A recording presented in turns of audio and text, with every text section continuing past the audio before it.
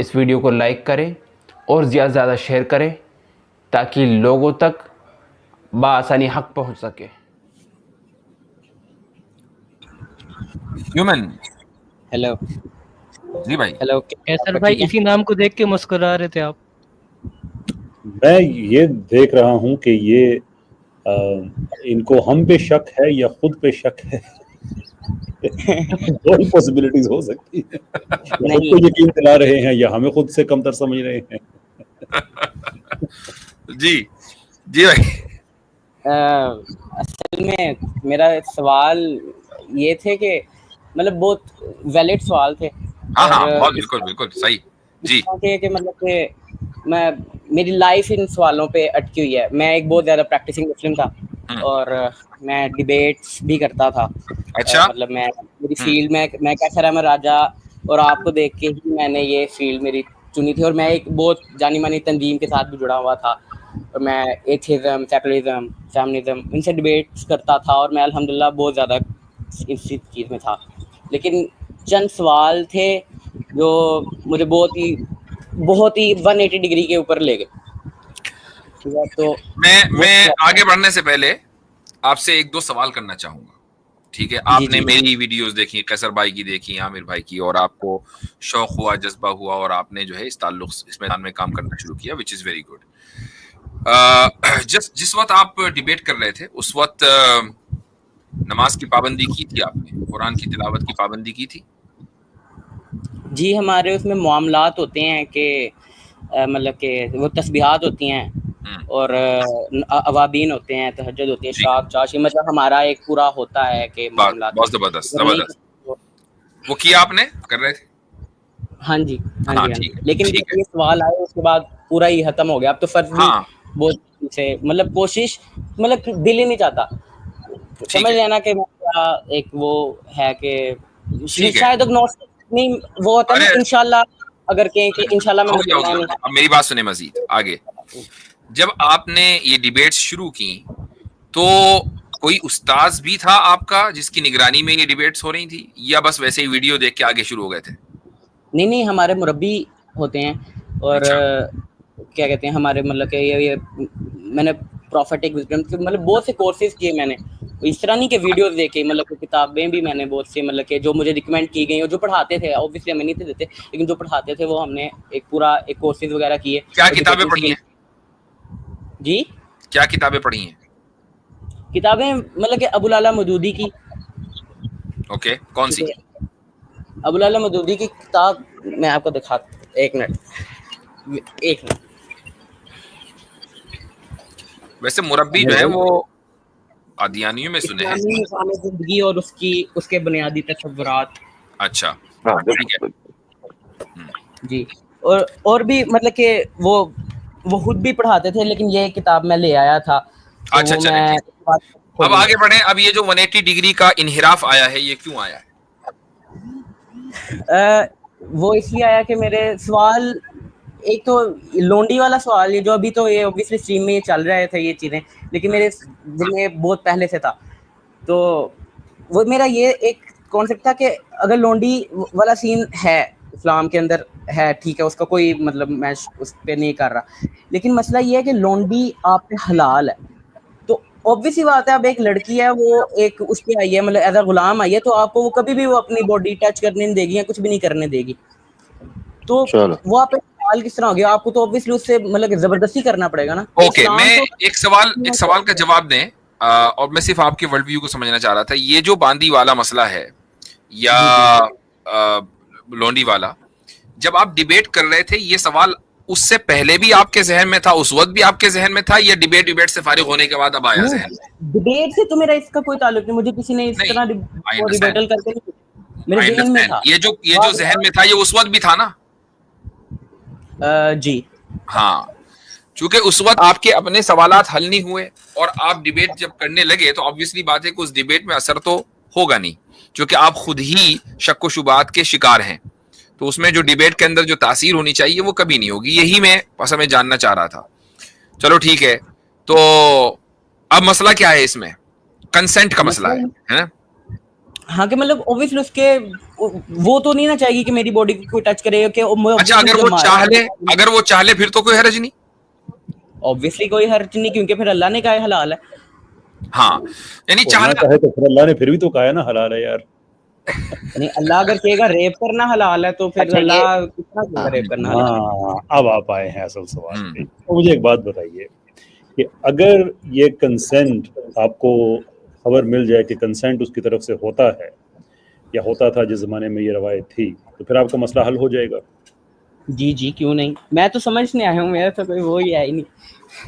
दुरुस्त बात है। इस पे है ना, मेरे चैनल पे आप आइएगा, हम सब ने ईमान यूनियन ने मिल के को तकरीबन 6.5 घंटे की स्ट्रीम सिर्फ इसी टॉपिक पे की हुई है। उसमें से और वो सारे चैप्टर्स अलग-अलग हुए हैं, आपको सारी सुनने की ज़रूरत भी नहीं है, आप रेलेवेंट चैप्टर पे जा सकते हैं। लेकिन मुख्तसरन ये अर्ज़ है सर कि मसला आमतौर पे उस वक्त होता है जब हम एक ज़माने के मेयार को किसी और ज़माने पे अप्लाई करते हैं।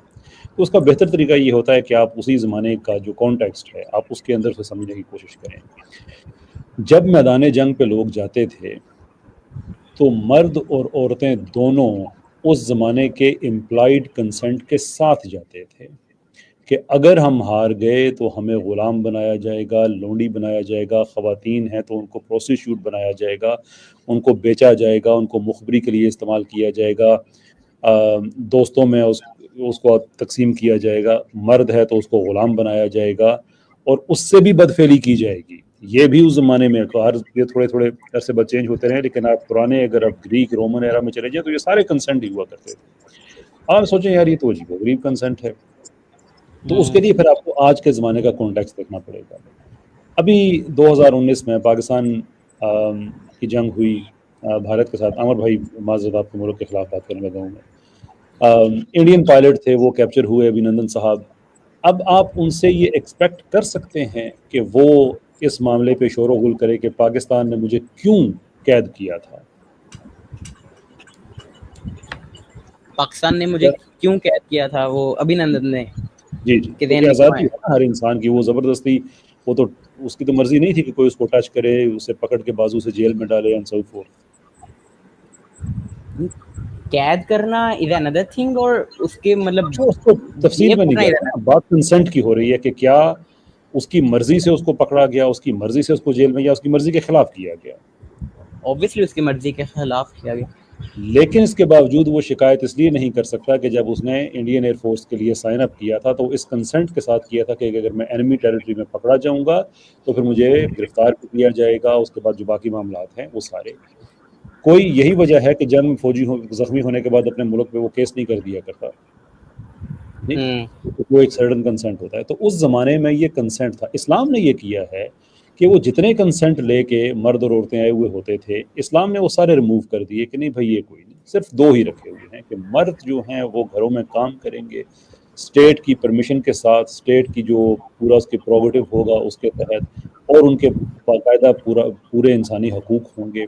और जो ख़वातीन हैं उनसे प्रोस्टिट्यूशन नहीं कराई जाएगी, उनको दोस्तों में बांटा नहीं जाएगा, उनको जो मुखबरी के लिए आगे पीछे तोहफ़ों में दे दिया करते थे वो नहीं होगा, बल्कि वो घर में रहेगी इज़्ज़त और एहतराम के साथ, उसकी औलाद जो है वो प्रॉपर्टी के अंदर वारिस होगी। और एक प्रोग्रेसिव इंटीग्रेशन के बाद हम पहुंच जाते हैं सूरह नूर की जो आयत मुक़ादमत है उस तक कि उसके बाद उनकी मर्ज़ी है, वो रहना चाहें तो रहें, जाना चाहें तो वो जाएँ। अब रहना चाहते हैं तो फिर कंसेंट तो वैसे ही हो जाता है, इनकी जो इम्प्लाइड कंसेंट है वो एक्सप्रेस में बदल जाता है, और अगर वो चले जाएँ तो चले जाएँ, बात ही ख़त्म हो जाती है। इसमें एग्जैक्टली आपको एतराज़ किस जगह पे है?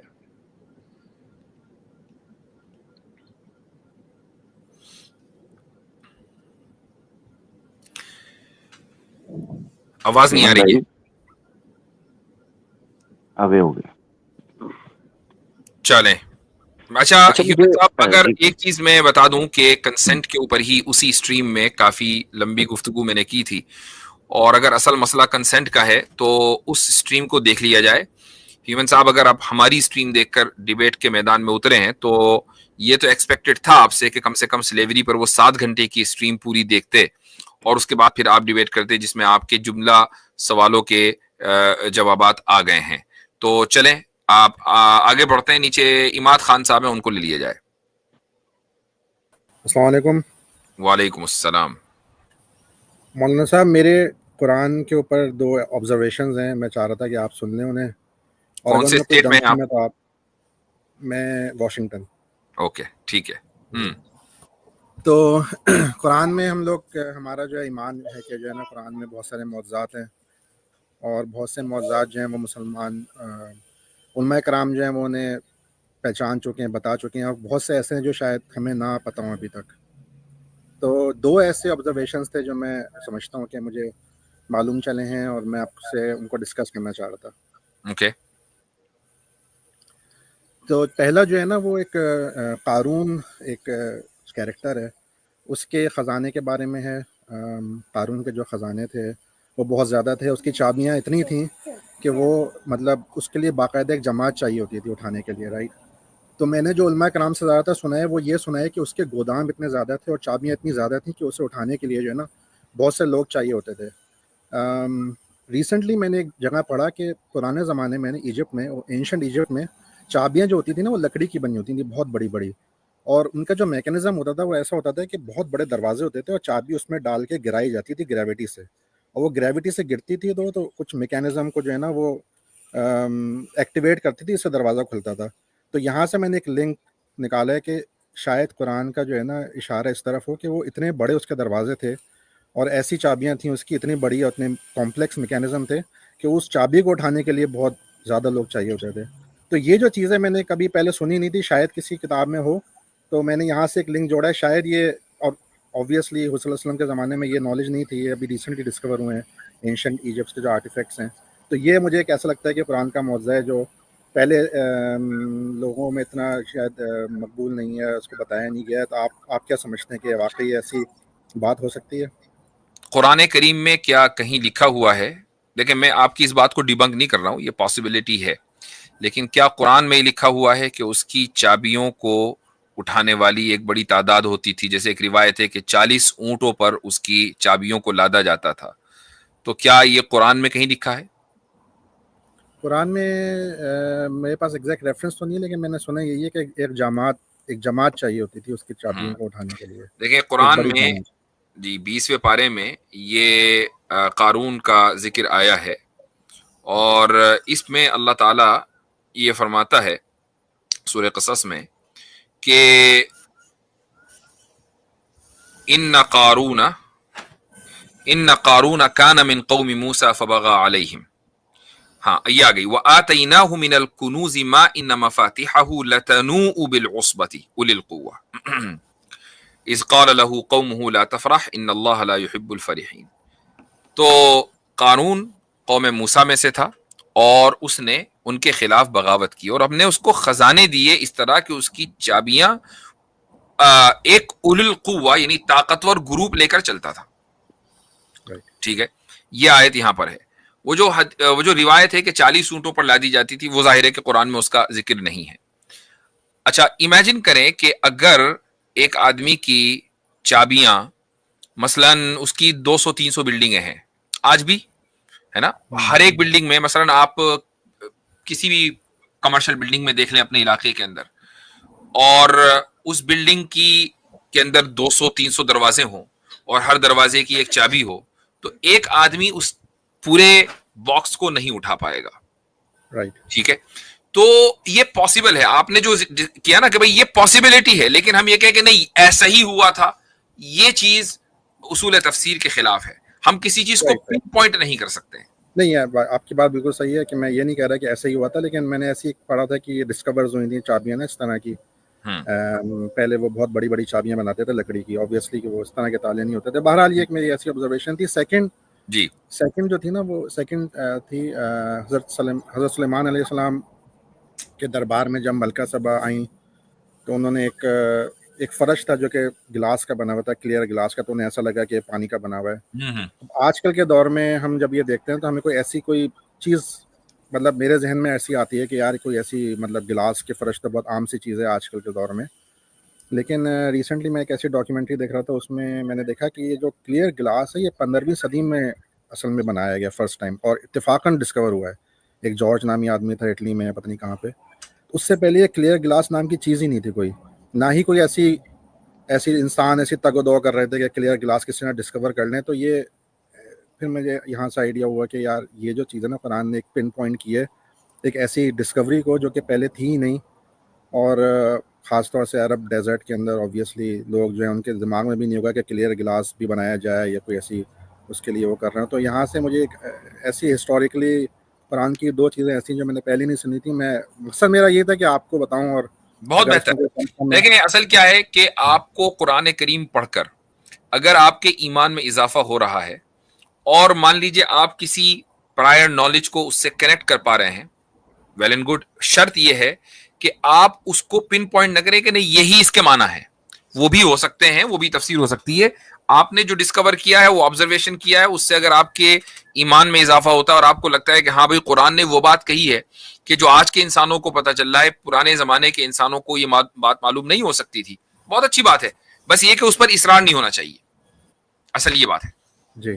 अच्छा हजरत, इन्होंने जो बात की है ना, उससे मुझे वो सूरह साद की आयत याद आई जिसमें हजरत सुलेमान अलैहिस्सलाम दुआ करते हैं कि वहबली मुल्कन ला यंबगी लिहादिम मिन बादी। हाँ, तो उससे अगर ये बात दुरुस्त है इनकी, तो उससे भी कुरान की आयत भी साबित होती है कि अगर ये टेक्नोलॉजी बाद में आई है तो इसका मतलब ये है कि उस दौर में कोई ऐसी चीज़ थी और उसके बाद कोई ऐसी चीज़, यानी कि सिर्फ सुलेमान अलैहिस्सलाम को वो चीज़ अता की गई है, उसके बाद अगर किसी को मिलेगी तो ऐसी होगी कि जैसे जिससे पता चल रहा होगा कि हाँ भी ग्लास के नीचे कुछ बह रहा है, कुछ पानी है, समथिंग लाइक दैट। तो इससे ये होता है, हाँ, पॉसिबिलिटी आती है इस चीज़ की तस्वीर होने की। बिल्कुल।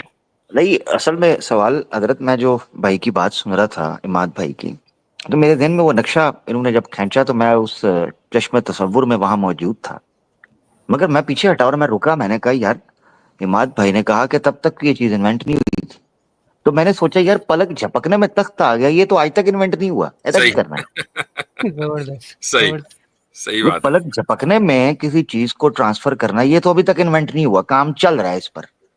इसका मतलब है कि हजरत सुलेमान अलैहिस्सलाम या इन चीजों को जिन वाकयात के इर्द गिर्द रखा गया है ना, उस पूरे के पूरे कॉन्टेक्स्ट में ये चीजें बेसिकली खारके आदत के तौर पर एक्सप्रेस की गई हैं, वरना इनकी डिटेल देने का कोई और आपको वक्त समझ नहीं आती। ये खारके आदत चीजें थी। या दूसरी अहमियत जो समझ आती है वो ये कि आने वाली कौमों को ये चीज समझाई जाए, गौर से मैं चाहूंगा तवज्जो इमाद भाई की हो, आने वाली कौमों को ये चीज तसव्वुर दे दिया जाए कि जिस चीज को तुम अपना कमाल और उरूज समझ रहे हो ना, तो तुम अभी तिफले मकतब हो।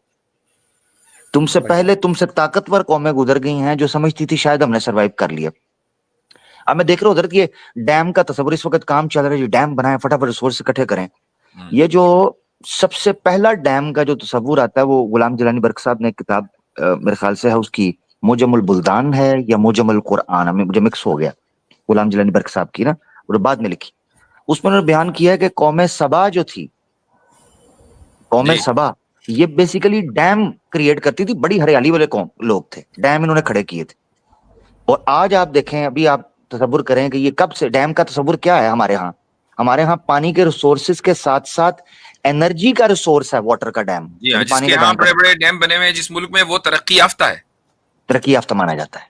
जी हाँ। आज उसका तस्वुर बस, तो यानी ये कहने का है कि हिस्ट्री, अभी स्क्रॉल्स कई हजरत निकल रहे हैं जो केव्स के अंदर देखे गए हैं, वो आपको ऐसे लगता है किसी ने टैबलेट पकड़ा हुआ है, किसी ने लैपटॉप पकड़ा हुआ है, किसी ने कोई चीज।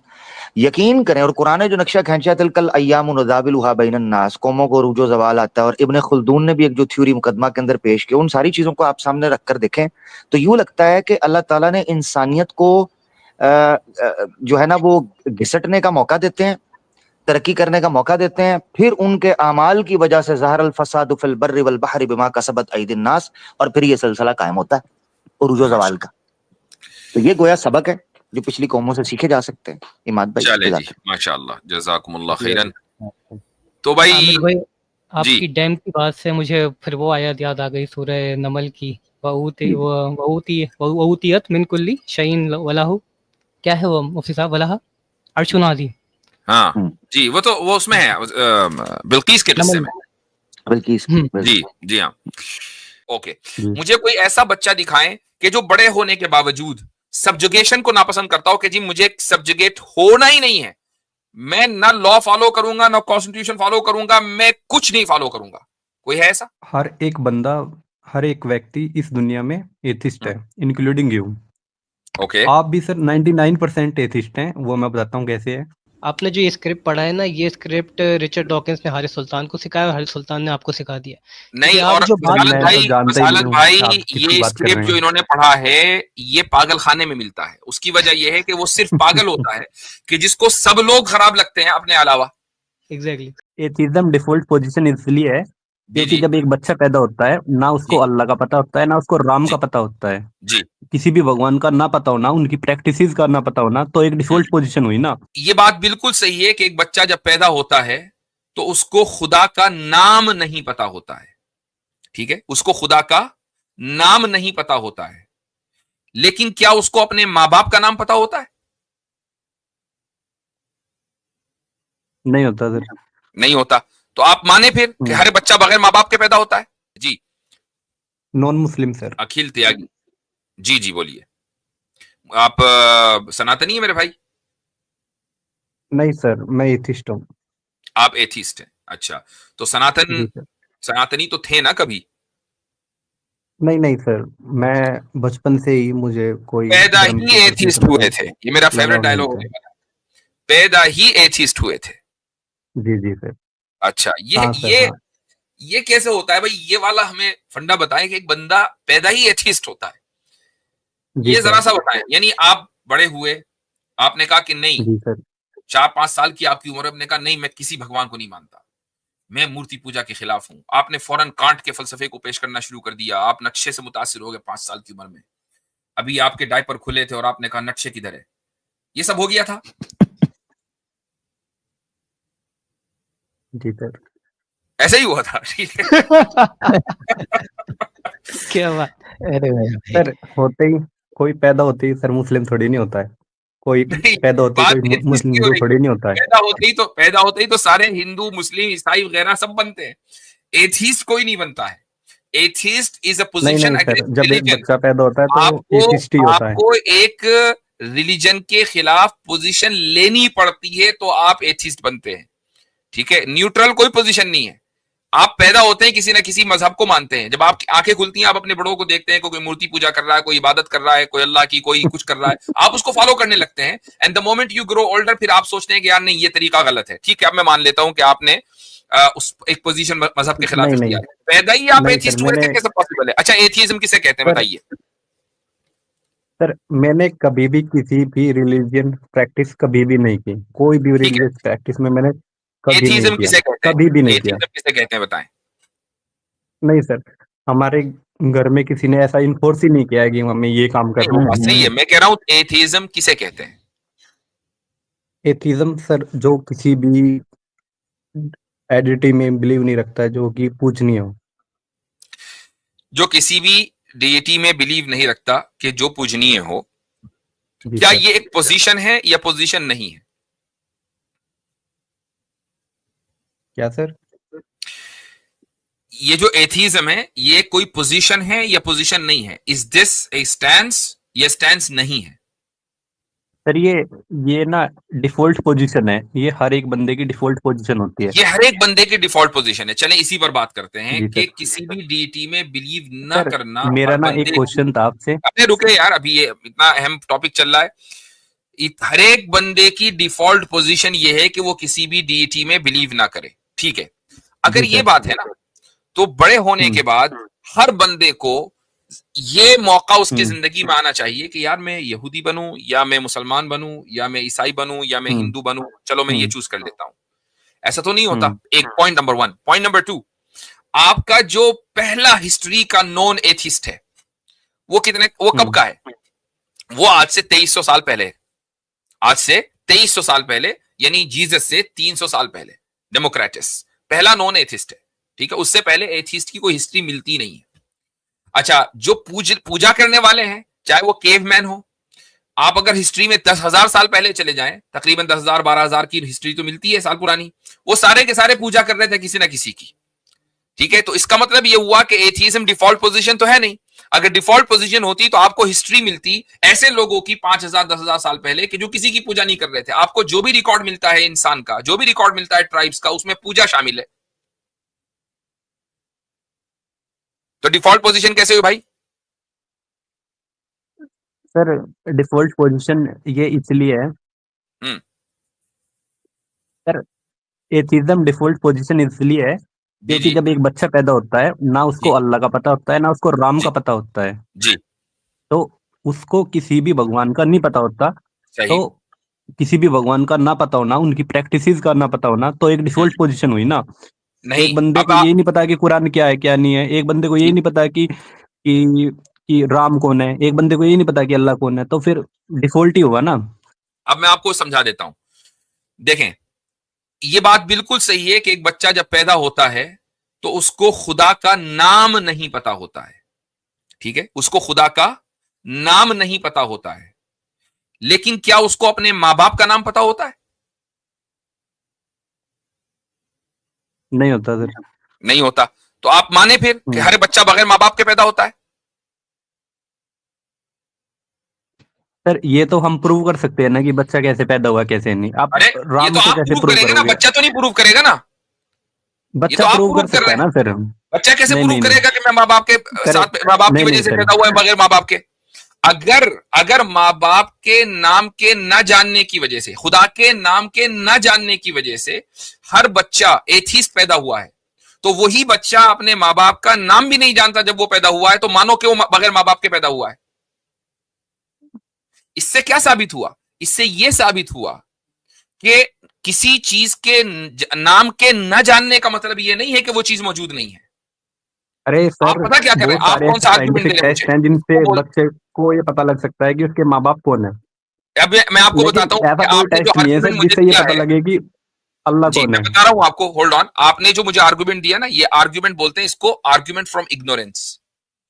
कि एक बच्चे को पता नहीं है कि खुदा कौन है, लिहाजा खुदा नहीं है। तो ना जानना आपके नजदीक दलील है, जबकि दलील आर्ग्यूमेंट होता है जानने की बुनियाद पर, ना जानने की बुनियाद पर नहीं होता। ये आर्ग्यूमेंट फ्रॉम इग्नोरेंस है। तो कोई भी बच्चा, मुमकिन ही नहीं है कि वो एथीस्ट पैदा हो जाए, पॉसिबल नहीं है। और आप जो तो आप एथीस्ट बने ना, मैं बताऊं आपको आप क्यों एथीस्ट बने। तो आपके अकॉर्डिंग अगर अगर तो सर आप आपके आपकी अकॉर्डिंग बात वो में मान बच्चा लेता हूं, हिंदू होता है मुसलमान होता है? आपकी, हाँ मैं बता रहा हूं आपको, आप जो एथीस्ट बने हैं ना वो, जी और सर। आपकी बात में मान लेता हूं कि आपको किसी, कभी आपके घर वालों ने फोर्स नहीं किया कि आप किसी की पूजा करें, वो तो आप अपने घर वालों की वजह से एथीस्ट बने हैं। अगर आप किसी ऐसे माहौल में पैदा हो जाते कि जहां पूजा चल रही होती, जहां मंदिरों में जाया जा रहा होता और वालिदैन आपको फोर्स करते, तो आप आज एथीस्ट ना होते, आप हिंदू होते। अब आपका ये सवाल, अब आपका ये सवाल कि बच्चा हिंदू पैदा होता है या मुसलमान, और अभी थोड़ी सी जो एक 0.1 सेकंड की आपने हंसी हंसी थी ना, तो अभी इस हंसी को मैं गम में बदलता हूं। जी सर। आपको गम नहीं देना है, लेकिन यह कि मैं आपके जी सर। सवाल का जवाब दे रहा हूं। वो ये कि हमारा ये दावा है ही नहीं कि हर बच्चा मुसलमान पैदा होता है, ये हमारा दावा नहीं है।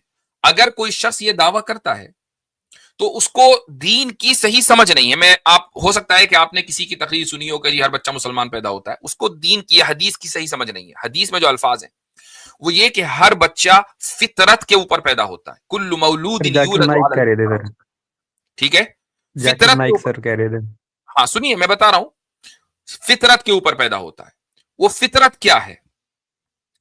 फितरत में 4-5 चीजें आती हैं और हर बच्चे के अंदर वो चीजें पाई जाती हैं। आप उठा के देख लें।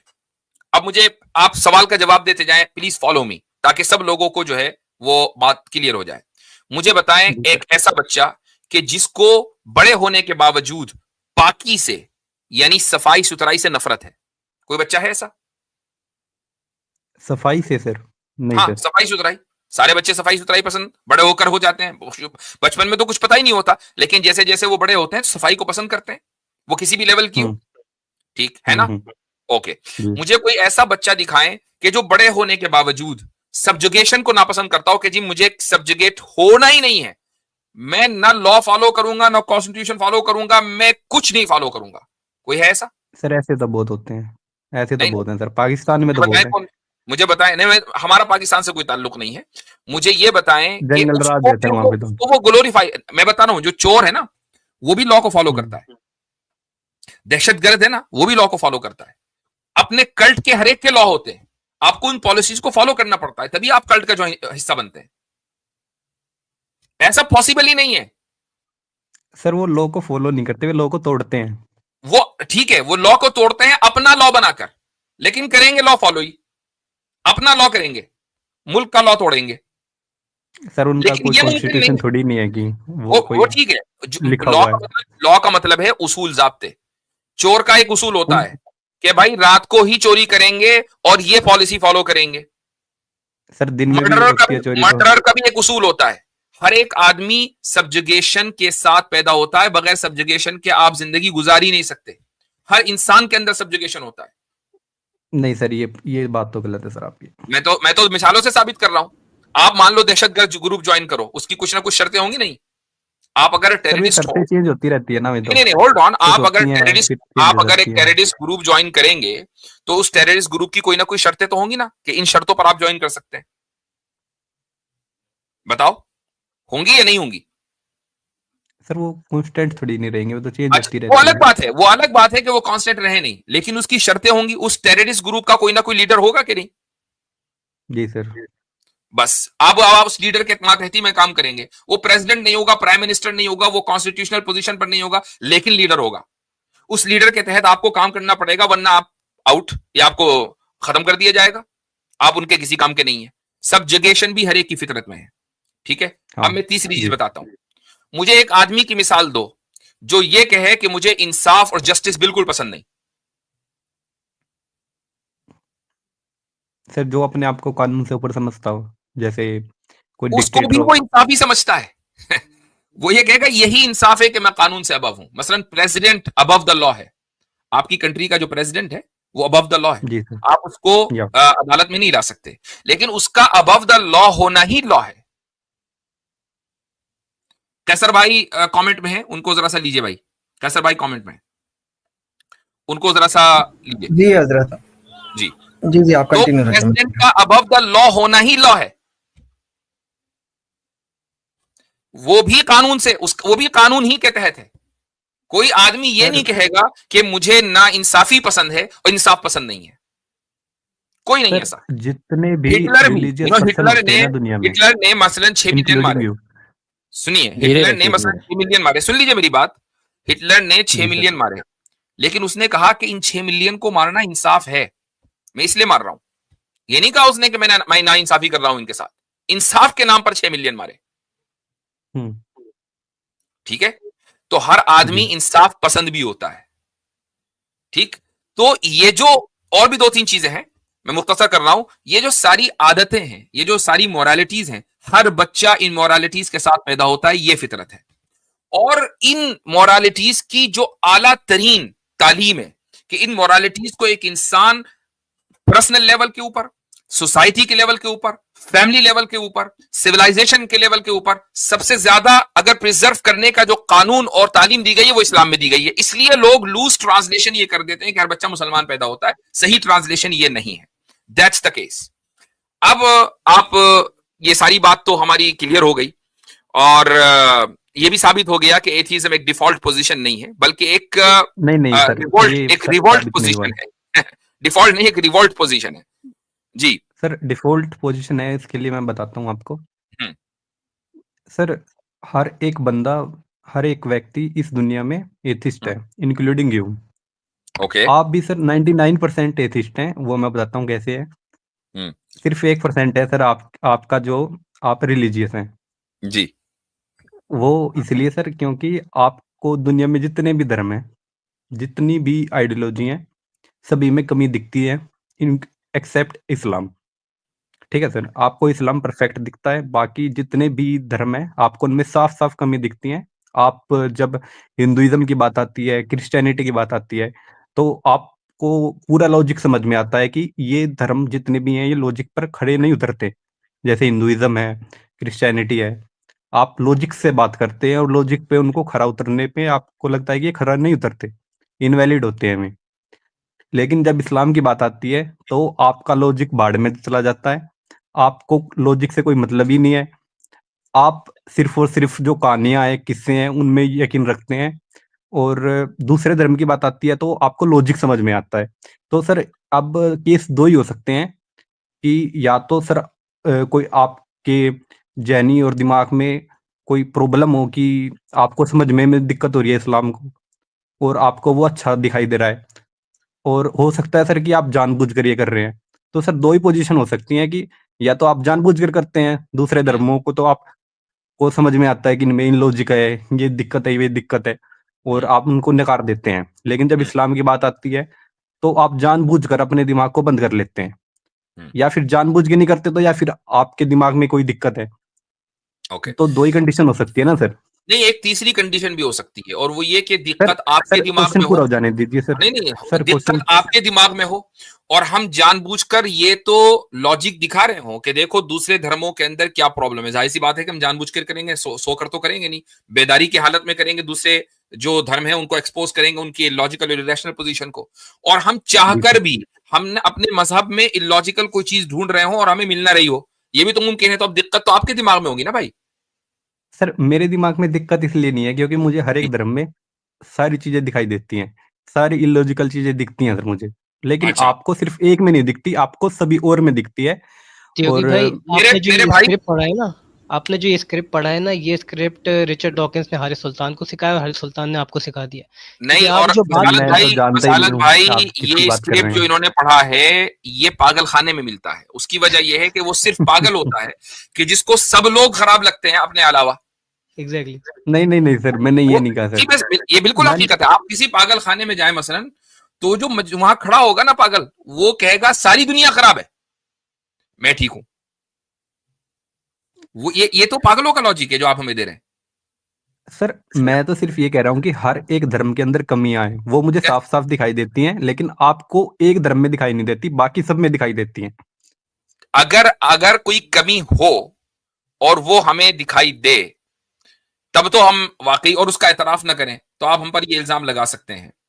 लेकिन अगर हम कोशिश करने के बावजूद भी चलिए सर, मैं कमी न ढूंढ आपसे सकें, एक क्वेश्चन करता हूँ कि आप एक कमी बताइए, इस्लाम के अंदर एक कमी मुझे बताइए कि आपको ऐसी क्या कमी लगती है कि इस्लाम के अंदर एक कमी बताइए सर। कैसर भाई का जरा हम इस्तेमाल कर लें, रुक जाएं, कमी के ऊपर फिर बाद में करेंगे, पहले जरा ज्यादती के ऊपर बात करें। जी कैसर भाई, अस्सलाम वालेकुम रहमतुल्लाह, खैरियत से हैं? जी अस्सलाम वालेकुम। हजरत ज्यादती तो आपके साथ हो रही है, मैं सुन रहा हूँ। नहीं, पैनल में ज्यादती हुई है ना, वो मुराद है। आपके आने से तो बाहर आई है, ज्यादती कैसे? अरे अल्लाह आबाद रखे आपको। मैं अगर आप इजाजत देंगे तो एक दो बातें मैं भी करना जी चाहूंगा। Please, go ahead, the floor is all yours. जी अच्छा, बहुत शुक्रिया आपका। अच्छा जनाब, आपका ये मौक़िफ़ है कि 99% एथियस्ट हम हैं इसलिए कि हम एक रिलीजन को ठीक मानते हैं, बाकी को गलत मानते हैं। जी सर। let और us सर जो हिंदू होते हैं ना, जो हिंदू धर्म को मानने वाले होते हैं, सही, वो सबसे ज्यादा रिलीजियस पर्सन होते हैं क्योंकि उन्हें हर एक चीज में भगवान दिखाई देता है। इसलिए आप ये कह सकते हो कि जो हिंदू है वो 99% रिलीजियस होते हैं, 1% वे एथिस्ट होते हैं। आप और एथियस्ट हैं? इस्लाम के साथ और बाकी धर्मों के साथ उल्टा है सर। ठीक है, आप एथियस्ट हैं? जी सर। अच्छा, अब देखें, अब माइंड ना कीजिएगा, अब थोड़ी सच्ची बातें नहीं आपसे सर। करें कि जो एथियस्ट है बुनियादी तौर पे वो सिवाय इस दावे के कि खुदा नहीं है, इसके अलावा वो कोई चीज़ ऑफर नहीं कर सकता है।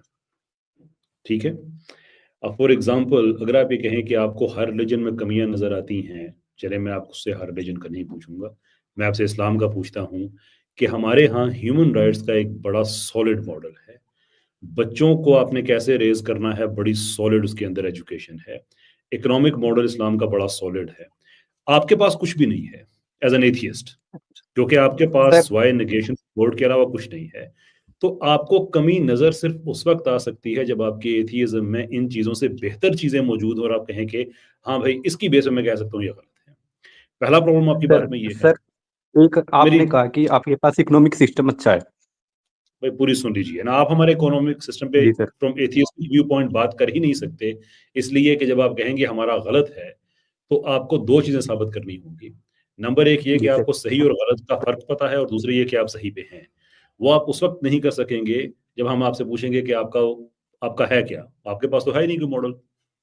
अब जो आपने बात कही अगली कि 99% वाली, अब मुझे बताइए कि अगर आपके पास, आप शायद इंडिया से हैं, 100 रुपए का एक इंडियन नोट, आई बिलीव 100 रुपए की डिनोमिनेशन है वहां पे।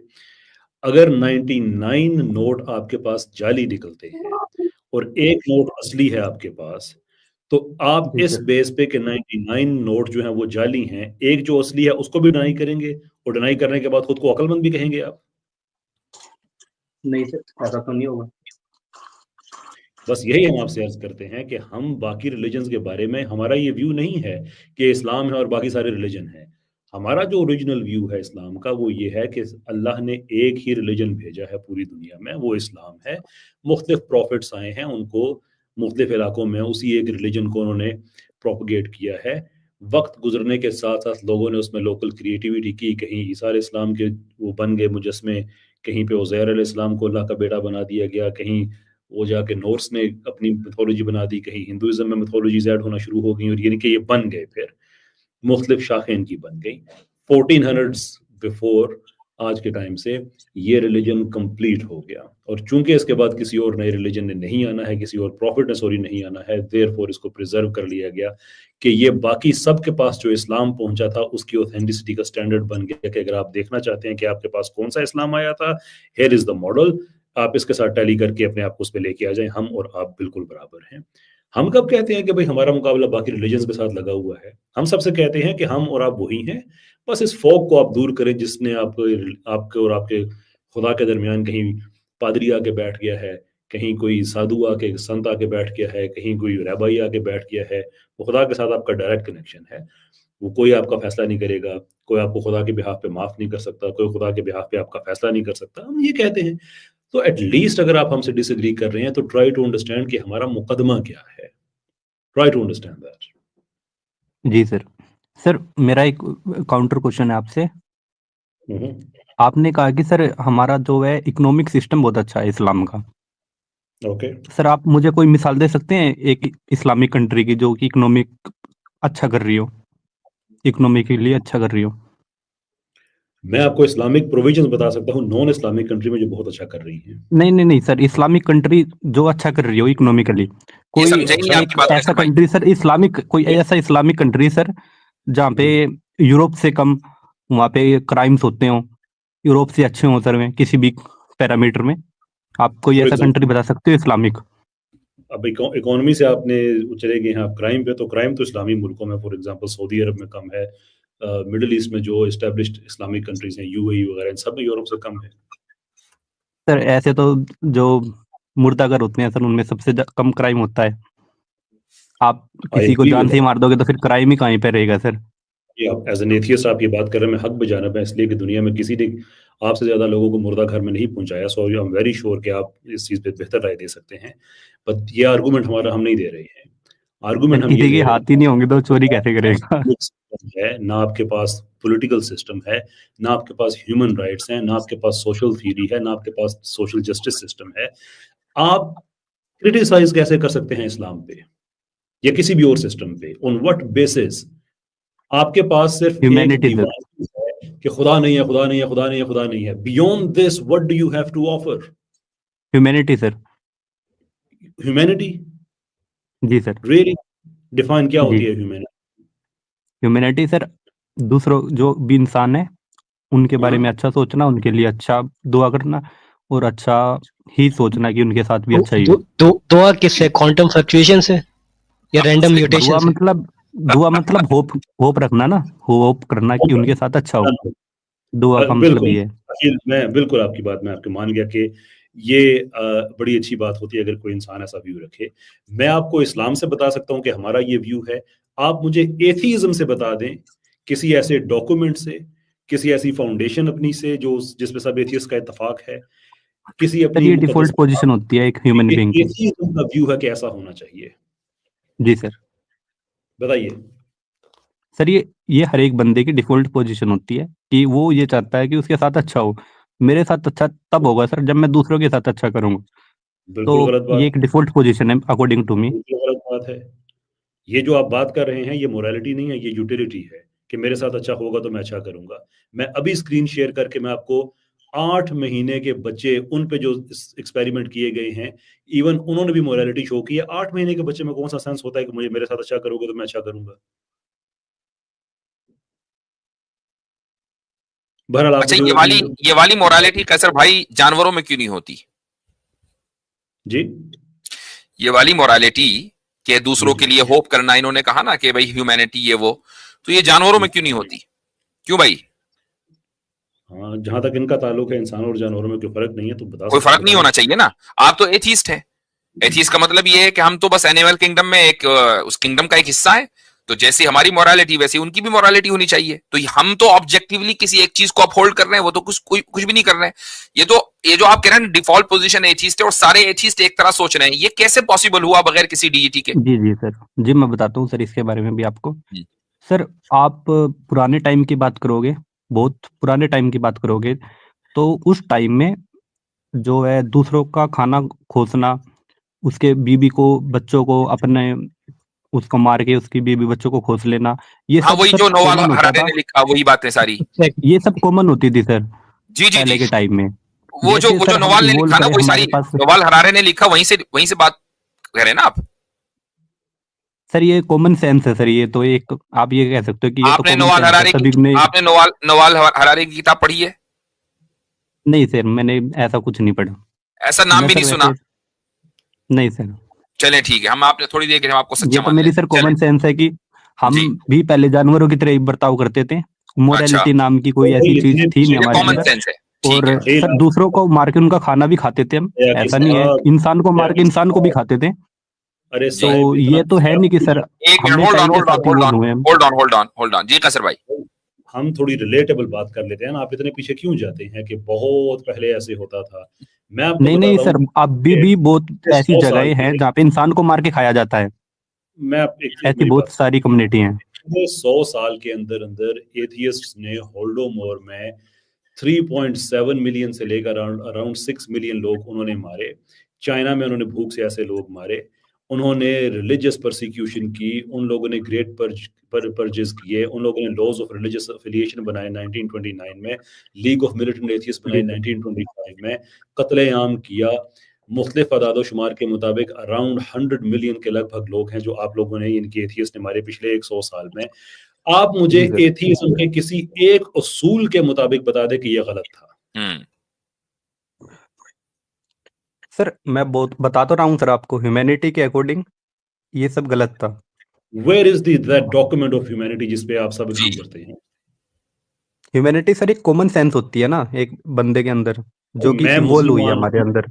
आप एथियस्ट हैं, हम में कुछ आपस में नहीं मिलता, लेकिन इसके बावजूद अगर हम दोनों में ये कॉमन सेंस है तो इसका मतलब ये है कि इस कॉमन सेंस को ना आप अपने जहन में ग्राउंड करेंगे, ना मैं अपने जहन में ग्राउंड करूंगा। उसके लिए हमें एक ट्रांसेंडेंट बीइंग चाहिए जिसमें हम इसे ग्राउंड करेंगे। ये कॉमन सेंस वाला आर्गुमेंट आपके खिलाफ जा रहा है, but you are too naive to understand that. उसको मैं इस दफा छोड़ सर देता हूँ, आप नेक्स्ट खोलना शुरू कर देंगे। मैंने जो आपसे बात पूछी है कि क्या एथियज्म में कोई ऐसा फाउंडिंग डॉक्यूमेंट मौजूद है, फाउंडेशनल डॉक्यूमेंट मौजूद है जिसकी बेस पे आप ये दावा कर सके कि सब इंसान अच्छे होने चाहिए, ये होने चाहिए, वो होने चाहिए। सर आप ना, आपके साथ प्रॉब्लम ये है कि आप ना एथिज्म को डॉक्यूमेंट ना है या एक नहीं है, कुरान। मैं अपना प्रॉब्लम किसी अक्लमंद आदमी के साथ शेयर करूंगा, वो डॉक्यूमेंट यस और नो में बात करें, आगे बढ़ते हैं फिर। सर आप ना एथिज्म को कुरान की तरह ले रहे हैं कि उसमें कहीं पे लिखा और दिखाऊं मैं मैं नहीं आपको ले रहा, तो आप फिर ले आप रहे हैं। मानोगे। मैं तो आपसे ये सवाल ही इसलिए कर रहा हूं ताकि आपको पता चल जाए कि एथियज्म कुरान की तरह नहीं है। हमारे पास पूरी जी सर, मैं यही कह रहा हूँ आपको। आपके पास वाई इस नारे के खुदा नहीं है, कुछ भी नहीं है, नथिंग व्हाटसोएवर। सर जो भी आज इस दुनिया में आप जो भी टेक्नोलॉजी यूज कर रहे हैं सर, वो सब एथिज्म की देन है।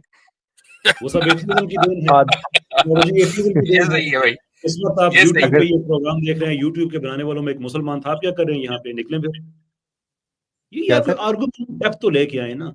एथियज्म ने टेक्नोलॉजी दी है, न्यूटन एथियस्ट था, है ना। इब्न अल नफीस एथियस्ट था, जिसके कार्डियोवैस्कुलर सिस्टम आज भी सारे मुसलमान एथियस्ट हिंदू वो यूज कर रहे हैं कि उसने गैलन को गलत साबित करके इंसान के कार्डियोवैस्कुलर सिस्टम की बेहतर स्टडी करके दी। आप एथियस्ट उसके बेनिफिशियरी और आप साथ क्लेम कर रहे हैं कि ये भी हमने दिया हुआ है। जावेद करीम यूट्यूब के फाउंडर के नाम है, 3 फाउंडर्स में से एक जावेद करीम मुसलमान था। जी भाई। अरे सर वो नए नेम के मुसलमान थे ना, वे हाँ, प्रैक्टिस मुसलमान नहीं थे ना। त्योगी भाई आपने सर चांद जैसे पे सर जैसे मैं सिर्फ नेम से हिंदू हूँ, मैं रियल में हिंदू थोड़ी नहीं हूँ। जी। चले मेरे ख्याल से इजाजत सर लेते हैं। अब आप ये बताइए सर, मैं कोई कुछ इनोवेशन कर दूं तो अब कहा तो ये जाएगा कि वो एक हिंदू था जिसने इनोवेशन की, लेकिन नहीं, मैं मुझे ये रियल में तो बताएं हिंदू कि नहीं हूं आप ना जो इनोवेशन करेंगे एथीज्म के किस फिलॉसफी से मुतासिर होकर करेंगे? सर मैं आपको बता रहा हूँ कि लोगों की भलाई के लिए कोई इनोवेशन होगी तो उसमें ठीक है, तो जरूर लोगों की कंट्रीब्यूट भलाई, करूंगा। अब लोगों की भलाई का कोई डॉक्यूमेंट तो आपके पास है नहीं। लोगों की भलाई कॉमन सेंसिकल है ना? कॉमन सेंस है सर। कॉमन सेंस, तो कॉमन सेंस सिर्फ एथीस्ट में पाया जाता है या नहीं कॉमनली सर, सब में पाया हर जाता है? एक पागल को छोड़ के सब बी में पाई जाती है सर। सब में पाया जाता है ना? कॉमन सेंस हर एक में पाया जाता है या सिर्फ एथीस्ट में? सर जिसका दिमाग लॉजिक समझता होगा ना उसमें पाई जाती है। कॉमन सेंस का लॉजिक जो है ना, लॉजिक थोड़ा ऊपर की चीज है। लॉजिक हर एक के समझ में नहीं आती है। कॉमन सेंस हर एक के समझ में आता है, बच्चों को भी समझ में आता है। उसके लिए बच्चे का लॉजिशियन होना जरूरी नहीं है। ठीक है, तो मुझे बताएं कि एक आदमी का कॉमन सेंस का ताल्लुक एथीज्म से है या तमाम ह्यूमैनिटी से? सर आपने सुना तो होगा वो कि कॉमन सेंस इज नहीं, नॉट मैंने जो सो सुना है उसे कॉमन छोड़ दीजिए। नाउअडेज, कॉमन सेंस कॉमन है इज नॉट या उसका सो ताल्लुक कॉमन एथीज्म से है? नाउअडेज। या उसका ताल्लुक एथीज्म से है? सर इब आप जब ये कहोगे कि मेरे सवाल का जवाब चंद्रमा दीजिए ना को सीधे सीधे। कॉमन सेंस का चार ताल्लुक गुना हिस्से में सिर्फ काट दिया, एथीस्ट से है या सब से है? सर सभी से होता है। सभी से होता है। तो फिर कॉमन जी सेंस सर। की के ऊपर आपने अपने जो क्लेम रखा है कॉपीराइट एथीस्ट का, ये कहां से रख दिया? अगर ह्यूमैनिटी का ताल्लुक कॉमन सेंस है तो आपने ह्यूमैनिटी को एथीज्म से कैसे जोड़ दिया?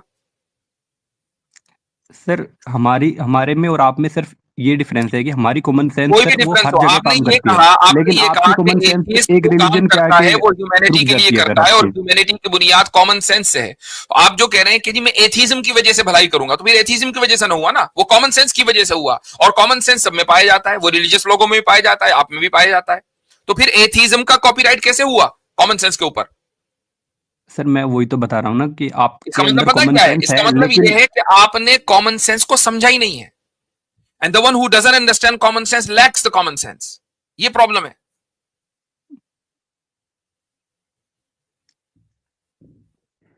सर आप में और हमारे अंदर या एथिस्ट के अंदर कॉमन सेंस का ये डिफरेंस है कि आपके अंदर भी कॉमन सेंस है, हमारे अंदर भी है, लेकिन आपकी कॉमन सेंस एक प्लेस पे आके रुक जाती है, अच्छा, हमारी वो ठीक। रुकती नहीं है, हमारी आपकी हर रुकती जगह नहीं, काम आपकी करती है, इवॉल्व करती रहती है। जी, तो आपकी हाँ, एक प्लेस चले पे आके ठीक है। रुकती है सर। कॉमन तो फिर जो हमारी तो कॉमन सेंस रुक गई, आपकी इवॉल्व कर गई। तो जो आपकी इवॉल्व करी है तो वो तो अब कॉमन सेंस ना हुई ना, वो तो सिर्फ आपके साथ पाई जाती है, हमारे अंदर तो है नहीं वो। तो फिर वो कॉमन कहां हुई? हाँ सर, व्हाई आर यू जब कॉलिंग इट कॉमन? सर वो एक पर्टिकुलर सब्जेक्ट पे आगे रुकती है ना आपकी। नहीं, होल्ड ऑन। आपने कहा आपकी कॉमन सेंस बढ़कर आगे निकल जाती है, हमारी वहीं रुक जाती है। तो आपकी जो बढ़कर आगे निकली है वो कॉमन तो ना हुई ना, क्योंकि कॉमन नहीं के सर, लिए तो मैंने उसका ऐसा नहीं कॉमन कहा होना जरूरी है। सर, मैंने ऐसा नहीं कहा सर, अब मैंने ये भी ऐसा तो नहीं बोला कहा आपने भी बोला सर, मैंने कि भाई हमारी मैंने आगे ये बढ़ कहा गई, कि आपकी रुक गई। तो जब आपके आगे नहीं बढ़ नहीं गई है नहीं तो वो कॉमन कहां हुई? नहीं नहीं नहीं सर, मैं दोबारा क्लेरिफाई कर देता हाँ, हूँ। दोबारा मैंने ये कहा कि एक आपकी एक पर्टिकुलर सब्जेक्ट पे रुकती है आपकी, हाँ, आपके आगे बढ़ती है ना। इवोल्व करती है, आपकी अच्छा, इवोल्व करती है, लेकिन एक पर्टिकुलर सब्जेक्ट पे आगे आपकी रुक जाती है, वो रुक जाती दैट्स है। मीन इस्लाम। ठीक, जब इस्लाम की बात आती है तो आपकी आपकी आगे काम बढ़ नहीं गई, करती। आपकी जो है वो तमाम सब्जेक्ट के ऊपर नजर है, तो वो कॉमन ना हुई ना हाँ जी सर। भाई। कॉमन सेंस का मतलब है सब में जो चीज कॉमनली सब जगह पाई जाए, सब में पाई जाए। अब हमारी तो रुक गई, आपकी चल रही है, ठीक है, नॉन स्टॉप इन्फिनिटली आपकी चल रही है। तो फिर वो कॉमन कहां हुई? हजरत वो जो चल के आगे चली जाती है ना इनकी, वही तो सर्वाइवल ऑफ द अनफिटेस्ट होता है सर तो मैं आपकी जो कॉमन सेंस है ना वो कॉमन नहीं है। सर इनफैक्ट वो आपकी जो सेंस ही कॉमन नहीं, सेंस है ना इनफैक्ट वो और सेंस ही मेरी नहीं जो है। कॉमन That's the सेंस है, point। चलें जी, हो गई आपकी बात। चलिए सर। तो इस वीडियो को लाइक करें और ज़्यादा से ज़्यादा शेयर करें ताकि लोगों तक हक पहुंच सके। इन्नल क़ुरआन लनूर यतफज्जर फी जनबाती यरफ़उनी इंद मलीकिल ख़ल्क़ि लिअअला दरजाती। इन्नल क़ुरआन लनूर यतफज्जर फी जनबाती यरफ़उनी इंद मलीकिल ख़ल्क़ि लिअअला दरजाती।